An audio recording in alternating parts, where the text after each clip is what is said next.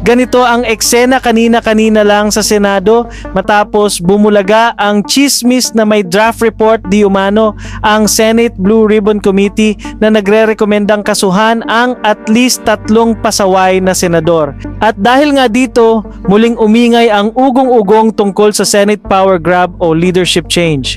As they say, never let a crisis go to waste, at ngayon nga ang pinakamagandang panahon para mangalap ng boto ang mga oportunistang DDS block para patalsikin si Senate President Tito Sen at muling balasahin ang committee chairmanship sa Senado. Sir, you were among those recommended to be charged, sir. You were those among recommended to be charged by Blue Ribbon, sir. For Blue Ribbon.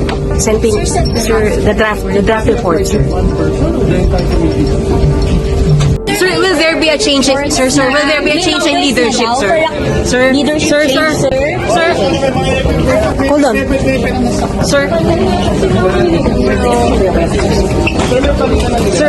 Sir, will there be a change in leadership, sir? Did you get the 13 votes already, sir? Sir, nakipag-usap kayo kay Senator Loren, sir? Hindi nanganganib ba kudeta si SP dahil pinapakasuhan yung mga kasamahan niyo, sir? Mag-uusap na kami mamaya. If it will cost his Senate presidency, that's part of the game, ano? Kung because of the mere committee report na nag-participate naman din sila, eh aayaw na sila at tatanggalin na ng Senate President, I will take responsibility somehow.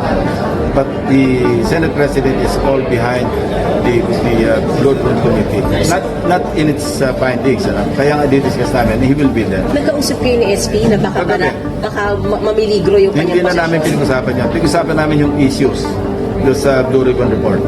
Kaya nga tumulong na rin siya how to use the proper language. Yung 3 senador na Thank you very much, Madam President. Madam President, nice to see you on the yes, session resumed already, right, Madam President? Yes, session is resumed. Thank you, Madam President. Madam President, I move that we adjourn session until 3 o'clock in the afternoon, Monday, February 9, 2026. I so move, Mr. President. Madam President. Any objections? I don't see the minority here, only the majority. This is also in cooperation with the minority. With the minority. They know that Yes. we're going to adjourn early. No objections Thank heard.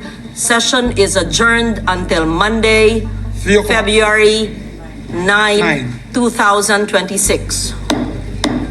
Thank you very much, Madam President.